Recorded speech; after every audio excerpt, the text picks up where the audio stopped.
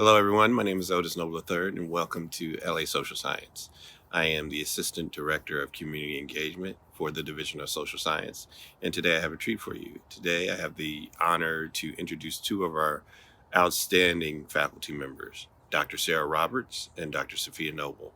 And they are going to speak to us about their research, some of the things they have going as it relates to their scholarship, and they're also going to introduce us to their new center, which is the Center for Critical Internet Inquiry. Hi, Sarah. It's nice to see you. Great to see you too. I'm excited that we're getting to have this conversation. It's really a thrill to get to be a part of Dean Hunt's LA Social Science e-forum here at UCLA. And I'm excited because we've been invited to talk about our work individually and our work together at the UCLA Center for Critical Internet Inquiry. So let's get started. Do you want to go first? Why don't you tell everybody about your work and then I'll talk about mine. Sure, it sounds great. You'll see I put up a background of the UCLA campus because I miss it a lot. And I was thinking the other day, the last time I was there was back in March of 2020. So I'm hoping we can all be there again soon. But in the meantime, I'm really glad we have this opportunity to talk to all of our community members and students and colleagues this way. Um, so I guess what I'll say, Sophia, is that you and I have been working together now for about 11 years, and that was a relationship that started pretty much on my first visit down to the University of Illinois when I was accepted for my PhD. Seems like just yesterday, but it wasn't. Are you going to tell the story? Because And it's like, role, it's got a lot of flair. well, I think I think it's a worthy story because there's something in there about the way that scholars build their collegial relationships and how those relationships foster the research that we do. So, there's a method to telling the story, but it's pretty funny. I went down. I was invited for a visit in the spring prior to beginning my PhD, and I went to an early morning seminar.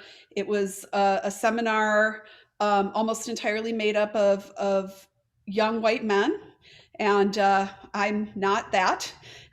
And and it kind of kicked off right away with a vibe that made me kind of question even if this program would make sense or pursuing a PhD at all would make sense. And just as I was starting to have that kind of self-doubt and question my own presence there, in you walked right at the bell, basically, a big scarf, big hair, big handbag, all of which I think I had going on too. And you sat right down next to me at the corner of the table, and we instantly became friends. And perhaps for the purposes of this conversation, more importantly, we became collaborators. Uh, just a few months after that initial meeting, sort of the following spring, I was reading a newspaper article in the New York Times about a group of workers who were doing some sort of strange and almost surreptitious activity, which was screening social media and website content that users were uploading to these commercial websites and platforms for appropriateness. And it turns out in so doing, we're being exposed to material of a type that they would never have otherwise seen or expected to see or even imagine that humans were capable of. And so it was in the context of our PhD program that I came across this first story in the New York Times about what I came to describe as commercial content moderation and moderators. And that started me on a journey to kind of uncover this hidden ecosystem within the social media production chain that actually went to deeply determining all sorts of important facets of social media, such as its very nature. Like, what is the content that we all see, and why do we see it? At a time when it was really received wisdom that social media was a site of total freedom of speech and freedom of expression, and that in fact no such adjudication or intervention was going on at all. And if it were to have gone on, it certainly would have been done by computers or algorithms. in that way, as I was kind of uncovering this whole ecosystem of human labor and human intelligence being applied to these technological services and platforms under the guise of masquerading as computation or mostly being invisible, you were on your own trajectory and pathway into your research. And I often think about the symbiosis between what you were discovering and theorizing and what I was discovering and theorizing, and the ways in which those things kind of work together. So I'll pass it to you to say a little bit about what you discovered and where we've ended up with both of those things. Yeah, it's really interesting that you say that because, we were getting our PhDs at the University of Illinois at Urbana-Champaign in the iSchool. Well, it became known as the iSchool, the Information School. At the time we were there, it was the Graduate School of Library and Information Science, and which, was such a unique experience. I remember that we were there on this like information in society fellowship, both of us, and thinking about things like the role of information as a set of power relations that are mostly, I think prior to the internet, often managed or kind of thought of or apprehended as libraries, newspapers, television, that kind of mass media and other kinds of, let's say, academic and public libraries, archives. So it was interesting to be there and to be thinking about the internet, which I know you and I both are always thinking about the internet because we've been on the internet forever. I mean, people really don't believe me when I say I've been on the internet since around 1988, 89. And before, like you, before the graphic user interface, That's right. Right? The text-based internet. And Right. There's a line in my book, and you know this well, Safia, that I always bring up because the first time I did see the World Wide Web in its iteration through the Mosaic web browser, I said to a friend, "What is that?" And he said, "Oh, it's the graphical internet." And I said, "That'll never take off. Everyone knows the internet is text-based." right. I started I got a writing that story. down. Yeah, I got a story like that, which was my friends from the National Society of Black Engineers giving me email in 1989, giving me an email address. I was a student at Fresno State. And I remember saying, why would anyone want to sit at their computer all day and type on a keyboard? That will never take off. Yeah, So, same. So is this why we never made it big investing in early Silicon Valley ventures on the internet? I hold to at least half of that was accurate.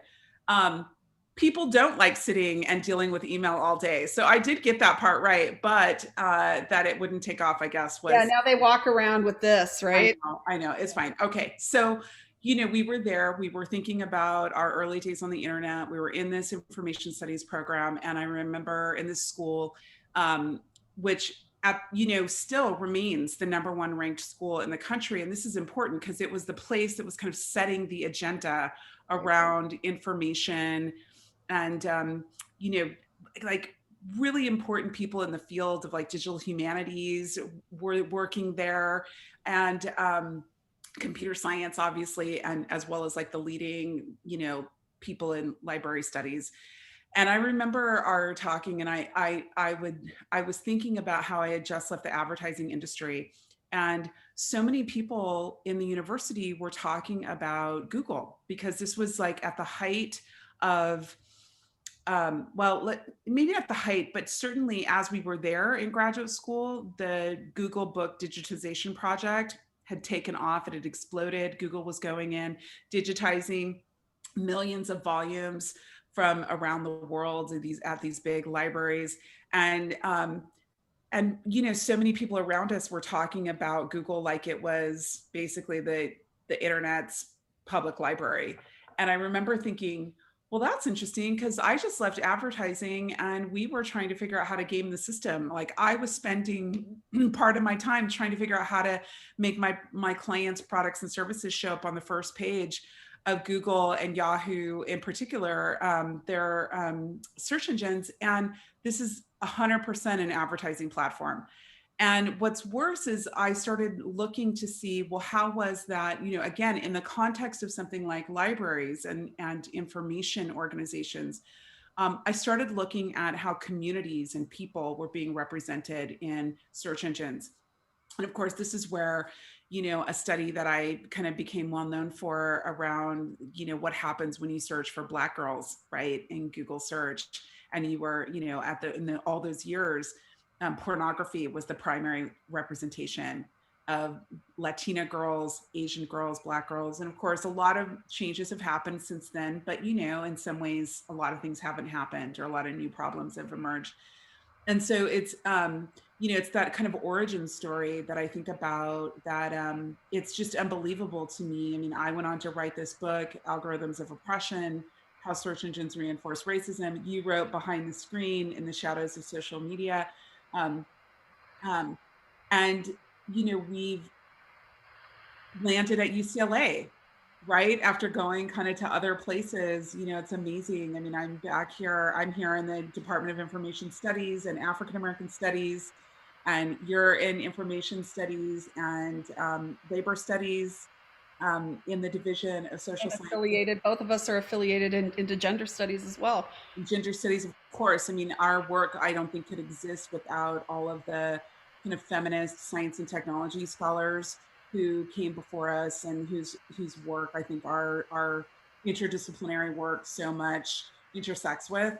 So it's interesting because, I think about how lucky we are to have both serendipitously ended up at UCLA and have this opportunity to start this new center and think about these questions of the implications of these kinds of technologies. Like, what are the implications of something like a Google search engine, or any kind of big commercial search engine, in my case,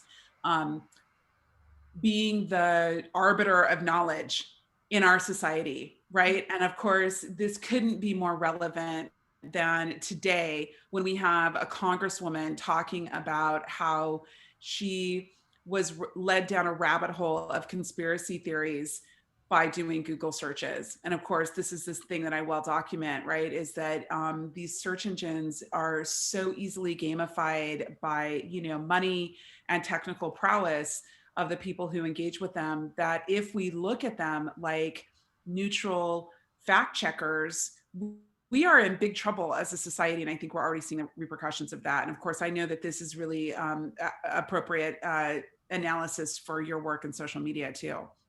Yeah, Safia, I mean, when I read that little news blurb about the, what we could call the QAnon congresswoman, I was actually momentarily struck by the resonance, and in fact, how we might have predicted such a situation based on your work.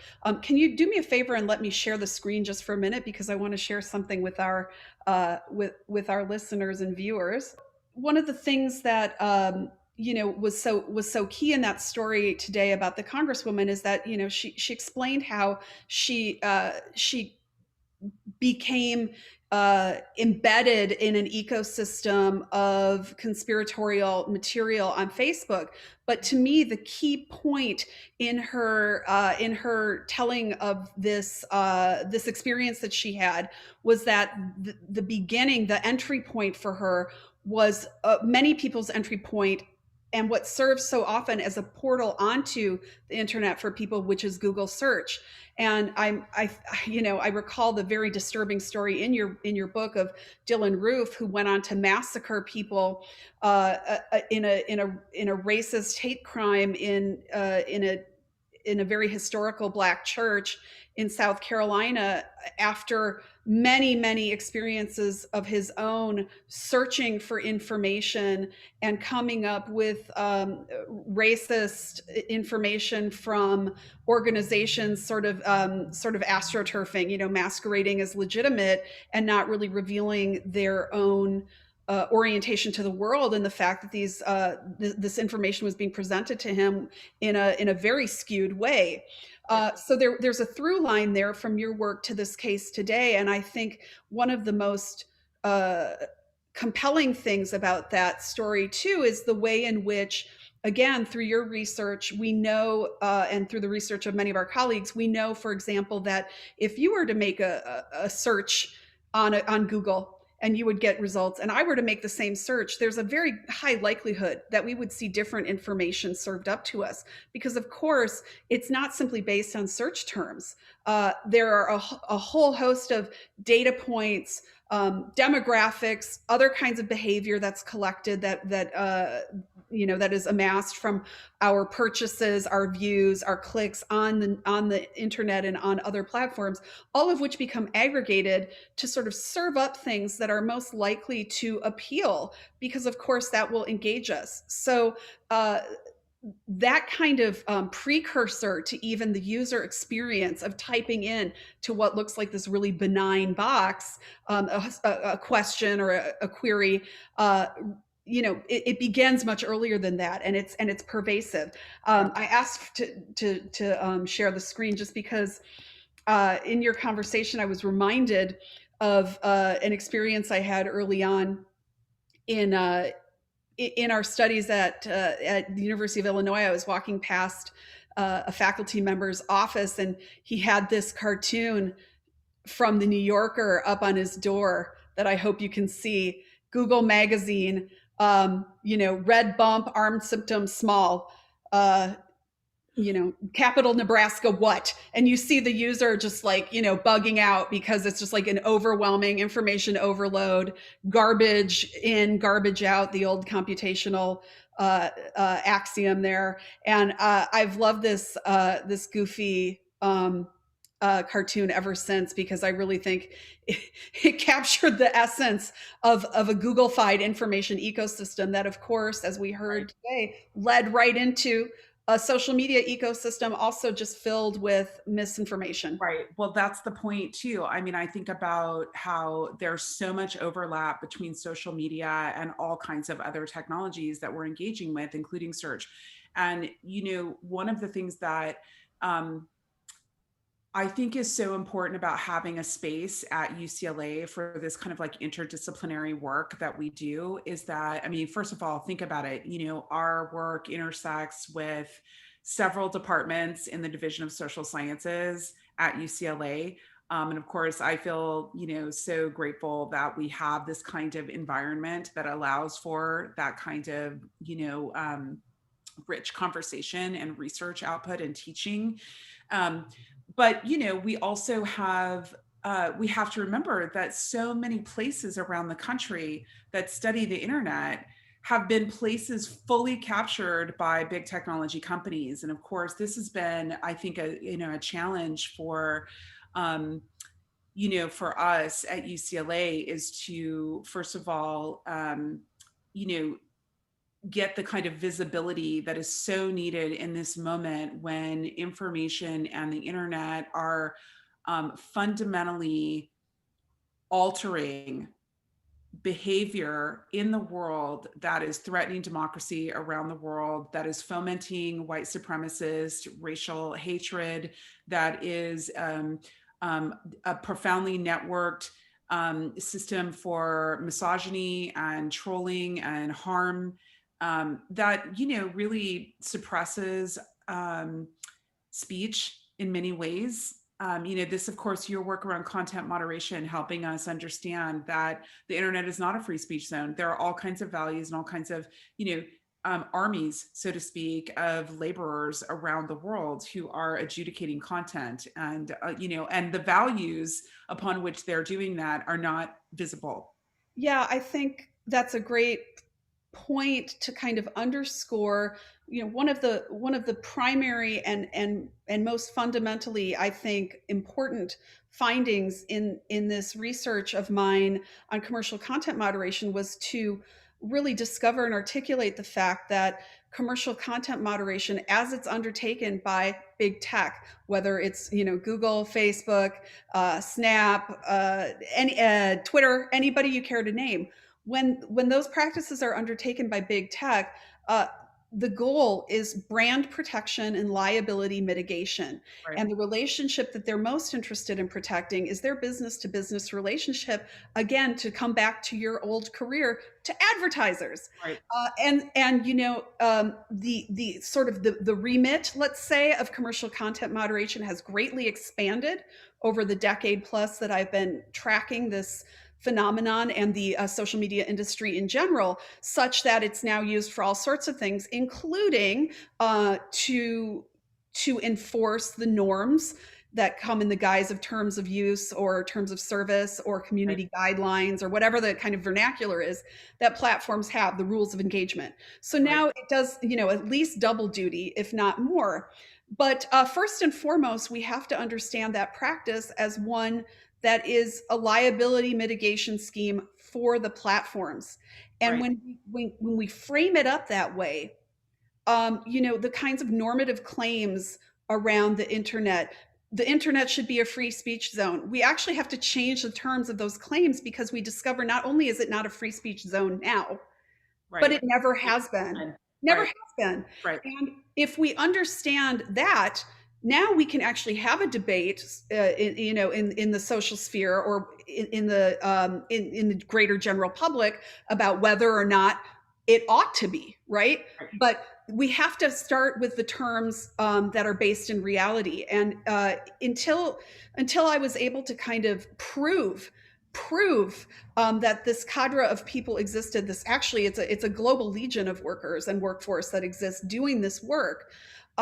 People would still debate and argue with me that nothing like that was going on because the internet was in fact a free speech zone. Yeah. And I know you had similar experiences with regard to search. So, it leads me to to just a kind of a global comment I want to make about how these strands of research connect. They connect us clearly, and they connect us to our students, many of whom are training to be information professionals themselves, or who are training in the social sciences, or sometimes even training in engineering and computer science to go build some of these tools. But it also has something to do with the project of our center to, in fact, not take for granted the kinds of questions that are asked in the public sphere, the questions that are asked and answered. Because as you say, the agenda for those questions has for quite some time been set by tech itself and by tech using a variety of academic and other sort of captured civil society organizations and others that really have aligned interests. One of the decisions we made early on was to not take corporate money from big tech, which, sounds like maybe an obvious choice, but it really means that we have to beat the bushes other places to support the work that we're doing, because so much of the work in this sector has been frankly co-opted to a certain extent by tech. And so that was a conscious choice we made to keep our own intellectual independence, even sort of implicitly. But one of the big projects of the center is to create a beacon, to be a locus that people can identify as a place where they can go and not only answer questions about the internet from a critical vantage point, asking who benefits, who loses. Let's look at the political economy of these platforms. Let's look at the business model critically. Let's look at what the tech is actually doing, not what they're telling us it does. But not only can they do the answering of the questions, but they can set new terms for the asking of the questions. And that is what I think, and I hope, will set our center apart, and will also set it to be in conversation with some other scholars and some other organizations that are attempting to, really change the discourse and do some paradigm shifting work on the register of the conversations in the first place. We could do that individually to a certain extent. We could do that even if you and I collaborate. But to have the apparatus of the center and the support of the deans of social science, the deans of education and information studies, the dean of humanities, and all of the other administrators who have supported us means that we can actually do the work that we need to do. Yeah.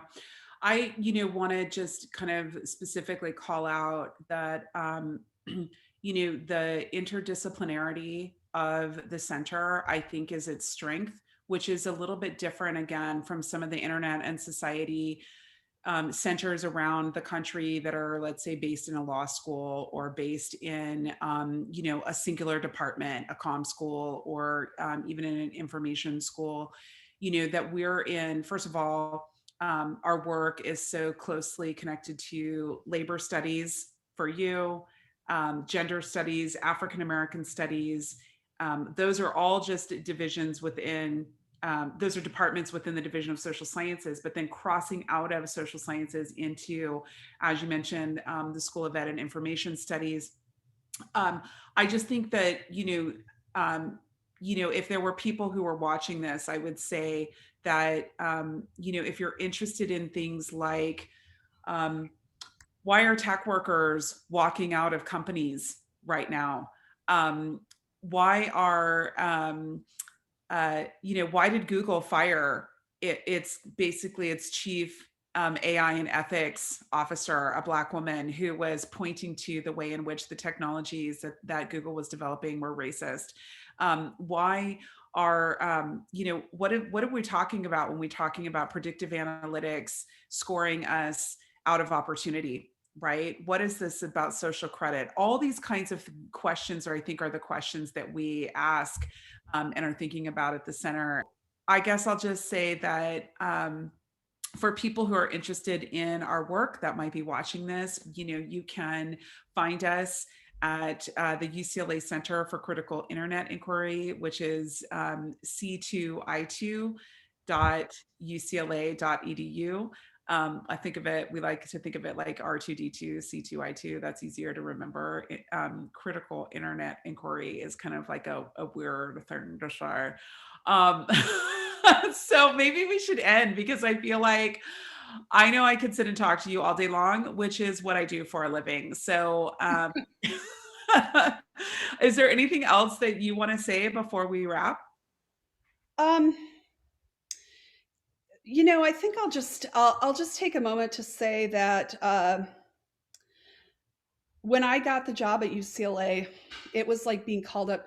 I always liken it to this. It's like when you're you're on the baseball team and you're on the farm team and you get called up to the big leagues. And I don't think I anticipated, even in my wildest imaginings, what an important public university this is and what it means to hold a space for public education and public higher education, which includes research.